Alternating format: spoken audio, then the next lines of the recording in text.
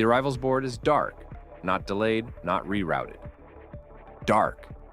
The unprecedented darkness of the world's busiest hub, displaying nothing, because there is nothing to display. Dubai International, 92 million passengers in 2024, 252,000 people every single day. The airport that never closed, not through the Gulf War, not through September 11th, not through a global pandemic. 28 days, 0 inbound tourists, not weather, not a technical failure. A sustained, documented erasure of the one thing Dubai's entire identity was built on. The certainty that the world always chose Dubai, regardless of what else was happening in the world. 0 is the end of that certainty. This is the story of those 28 days, and what they mean for Dubai tourism forever. To understand what 0 means, you have to understand what 92 million meant. 92 million annual passengers at Dubai International Airport in 2024. Distribute that across 365 days, and it is 252,000 people per day. Across 24 hours, it is 10,500 people per hour, every hour, without pause. The specific, relentless, operationally extraordinary throughput of an airport that was never designed to stop and never did. Those 92 million were not primarily tourists. They were not primarily residents. They were primarily transit passengers. People using Dubai International as the mandatory waypoint between continents. The geometric center of a network that connected every major population center on Earth within 8 hours of flight time. The London executive connecting to Mumbai. The Nairobi family connecting to Sydney. The Toronto professional connecting to Singapore. Dubai did not build its airport for Dubai. Now, it built its airport for the world, and the world used it, not as a destination, but as a mechanism, a machine for moving people between everywhere and everywhere else, with the efficiency and the service quality that Emirates Airline and the airport's operational infrastructure had spent 4 decades perfecting. The transit model was the genius, because transit passengers spend money. They buy the hotel night between connections, the dinner at the terminal restaurant, the retail purchase in the duty-free that is the largest in the world by revenue, the luxury goods in the concourse boutiques that line the path between arrival gate and departure gate, with the specific commercial intelligence of an institution that understands the spending psychology of a traveler with time to fill and a credit card available. Transit converts geography into commerce. The airport was the instrument of that conversion, and the conversion produced the commercial ecosystem of Dubai's tourism economy. The hotels built around the airport corridor, the attractions built for the layover tourist who extended their transit into a short break, the retail and dining infrastructure of a city that understood its visitors were passing through and designed everything to capture maximum value from the passage. 92 million passengers, converting geography into commerce, every day, for decades. Then, the arrivals board went dark. The 28 days did not begin with a single event. They were the accumulation of a sequence that started on February 28, 2026, and has not resolved. Day 1 was the strikes. Iran's retaliation for Operation Roaring Lion. 189 ballistic missiles, 941 drones, 3 cruise missiles. Terminal 3 of Dubai International struck in the early hours of March 1st. Evacuation footage on every major platform before the fires were extinguished. 21,300 flights canceled across UAE airports in the first days. The airport reopened, partially, then more fully. Emirates resumed scheduled routes. Other carriers gradually returned. The operational recovery was faster than anyone who had seen the Terminal 3 footage would have projected. The airport infrastructure was largely intact. The air defense systems had performed. The casualty count was mercifully low, but the reopening was not the same as the returning. The airlines that returned did so with reduced frequencies. The load factors on inbound routes, the percentage of seats filled on flights arriving into Dubai, were running at levels that the yield management systems of every major carrier were flagging as requiring intervention. The intervention was pricing. Fares were reduced on Dubai inbound routes to stimulate demand. The reduced fares generated some volume, but at yields that changed the economic calculation of operating the route. Then, the second escalation happened. The specific military development that the intelligence community had been tracking and that the general public learned about when it became impossible to not learn about it. The event that converted Dubai from a city that had been struck once to a city in an active regional conflict zone. The insurers responded before the airlines did. Aviation war risk insurance for operations in UAE airspace was repriced at rates that made certain categories of operation economically inviable. The carriers that had been operating at reduced frequency made the calculation that reduced frequency at elevated insurance cost produced negative unit economics on the Dubai route. They suspended. Not all carriers. The major Gulf carriers, Emirates, Etihad, Fly Dubai, continued. They had no alternative hub. Dubai was not a route for Emirates. Dubai was home. The carriers that suspended were the international carriers, for whom Dubai was a commercial route, not a home base, for whom the insurance premium increase and the load factor decline combined to produce a route that was costing more to operate than it was generating in revenue. When international carriers suspend a route, the demand that the route was serving does not transfer to the remaining carriers at the same price point. Some of it transfers at a higher price, the traveler who needs to get to Dubai and will pay the Emirates premium to do so. Some of it does not transfer at all, the traveler who is making a discretionary trip that the changed circumstances have converted from a plan into a consideration that is no longer being actively pursued. The discretionary traveler stopped arriving. The transit passenger whose routing through Dubai had been a preference rather than a necessity rerouted through Doha or Istanbul or Abu Dhabi. The tourist whose Dubai trip had been planned 6 months ago and who had been waiting to see how the situation developed made a final assessment and canceled. 28 days, no inbound tourists. Not zero passengers.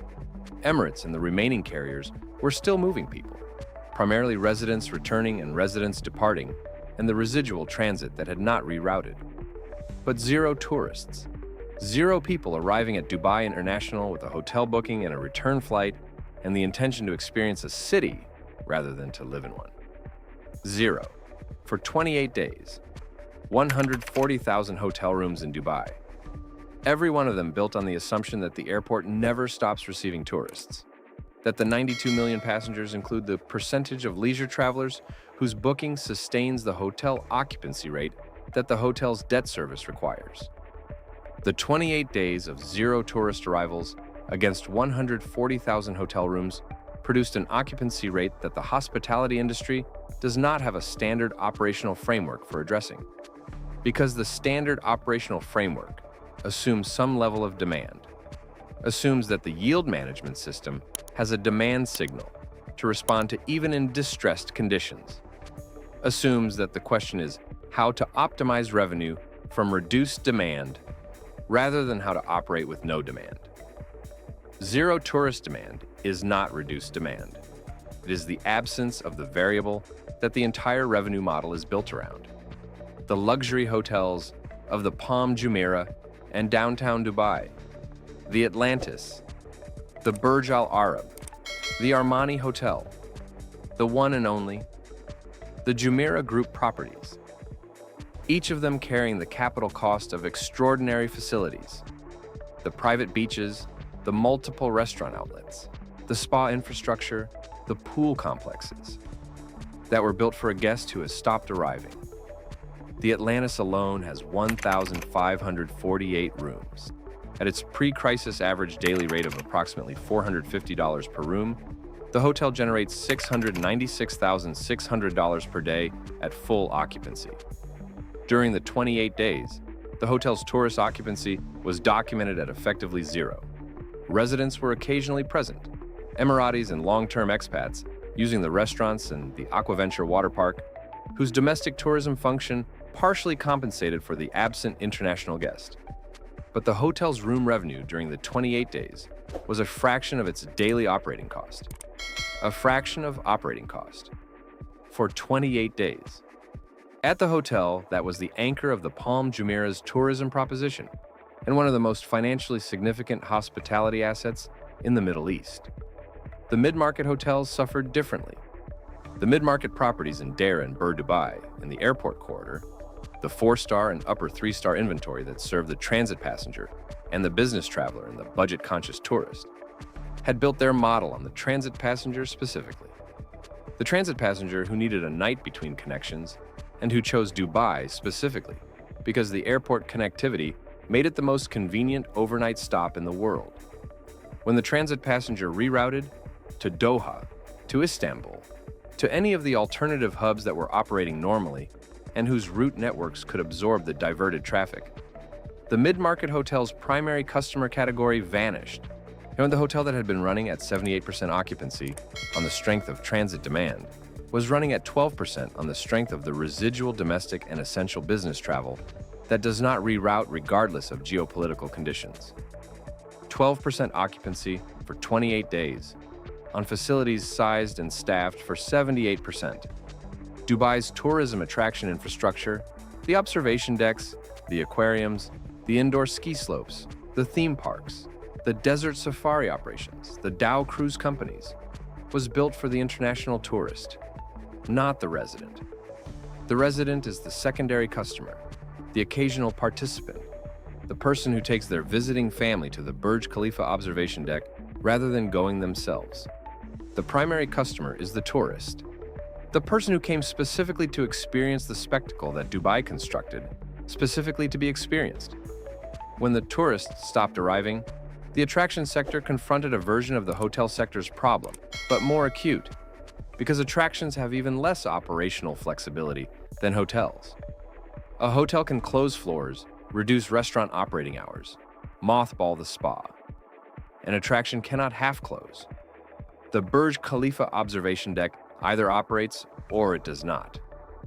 The at-the-top experience either runs its full queue management system or it runs nothing.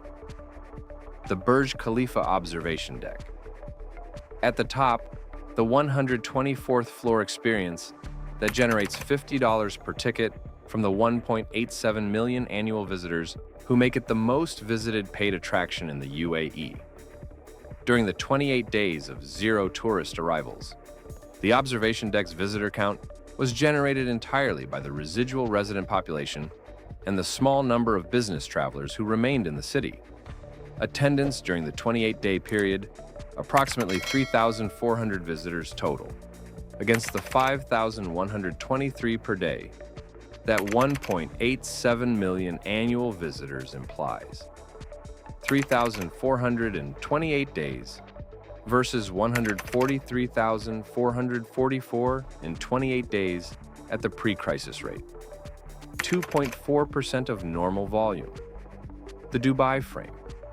The Miracle Garden, which operates seasonally and whose season overlapped with the 28-day period. The desert safari operators whose jeep fleets sat idle in their compounds outside the city because the tourists who booked the sunset safari and the Bedouin dinner experience and the sandboarding that constitutes one of Dubai's most distinctive tourism products were not in Dubai. And the Dow cruise companies whose vessels were moored at their Dubai Creek and Dubai Marina berths, with the catering staff on reduced hours and the booking lines quiet. The Dubai Fountain. The twice-nightly performance that cost nothing to watch and that generated its commercial value, not from ticket sales, but from the footfall it drove to the surrounding restaurants and retail. The Fountain performed, on schedule, both shows, every night of the 28 days, to the residual audience of residents who live close enough to the downtown area to have the Fountain as a neighborhood amenity rather than a tourism destination. The Fountain performed to 40 to 80 people per show, against the 3,000 to 5,000 that a peak Friday evening had previously produced. The Fountain does not know. The mechanism performs regardless, in 500 feet of water, twice nightly to an audience that would not fill a single section of a small theater. Emirates Airline is not just Dubai's national carrier. It is Dubai's operating system. The airline and the city are not separate entities linked by a commercial relationship. They are the same entity expressed in different forms. The airline is the city in motion, the mechanism by which the city's geographic advantage is converted into the economic activity that sustains it. When the international carriers suspended their Dubai routes during the 28-day period, Emirates did not suspend, could not suspend. Emirates is Dubai. Emirates suspending Dubai operations would be the city suspending its own heartbeat. But Emirates operated at a cost structure that the revenue being generated could not support. Now, the inbound load factors on Emirates routes during the 28 days. London to Dubai, 23%. New York to Dubai, 18%. Sydney to Dubai, 31%. The leisure market from Australia, historically resilient to geopolitical disruption in the Gulf, but not resilient enough to maintain its pre-crisis levels. Mumbai to Dubai, 44%. The Indian community's continued connection to the city, the most robust of any major origin market. Emirates was flying at 23% and 18% and 31% load factors on routes that the airline's unit cost structure requires approximately 68% load factor to break even at current fuel costs, and current labor costs, and current maintenance costs. Flying at 23% inbound load factor means flying at approximately 1/3 of the load factor required to cover costs. On the world's most commercially significant aviation route network, for 28 days, the losses that this generates are not published. Emirates does not provide monthly P&L data. The annual results, when they arrive, will contain a line item for the period that the financial press will report as the worst performance in the airline's operational history. But the losses are secondary to the signal of an airline flying 1/3 full inbound. The signal that the demand for Dubai as a destination has not merely declined, has not merely contracted, has, in the specific category of the discretionary leisure tourist, effectively stopped. For 28 days, the demand stopped. The tour operators who build and sell Dubai holidays to the European and North American leisure market are the most sensitive early warning system for what is happening to Dubai tourism. Because tour operators commit to hotel inventory, to airline seats, to ground transportation, to attraction tickets, months in advance. Their forward booking position is a leading indicator of tourist demand that is more reliable than hotel occupancy data because it exists before the tourist has traveled. The forward booking position for Dubai among the major UK, German, French, and Scandinavian tour operators during the 28-day period. New bookings for Dubai packages, down 94% versus the equivalent period in 2025. Cancellations of existing bookings, running at 67% of the forward book. 2 in 3 people who had already booked a Dubai holiday were canceling it. The combination of 94% new booking decline and 67% cancellation rate produced a forward book that was approximately 2% of its normal size. 2% of the pipeline that normally sustains Dubai's tourism economy across the following 6 months. The tour operators were not canceling because they had decided Dubai was permanently finished. They were canceling because the traveler who had booked Dubai was exercising their cancellation rights under the booking conditions, the force majeure provisions, and the Foreign Office travel advice changes, and the airline suspension notifications that collectively gave the consumer the legal basis to cancel without financial penalty. The traveler canceled. The tour operator refunded. The hotel room block that the tour operator had committed to went unused. The airline seats that the tour operator had purchased went empty. The ground transportation sat idle. The attraction tickets went unredeemed. And the entire supply chain of Dubai's tourism economy, from the tour operator in London to the safari jeep driver in the desert outside Dubai, experienced the 28 days as a simultaneous revenue cessation. Not a reduction, a cessation. The UAE Tourism Authority's response to the 28-day zero arrival period was the most significant government tourism intervention in the Emirates' history. Campaign budgets were tripled. The specific markets that had historically been most resilient to geopolitical disruption in the Gulf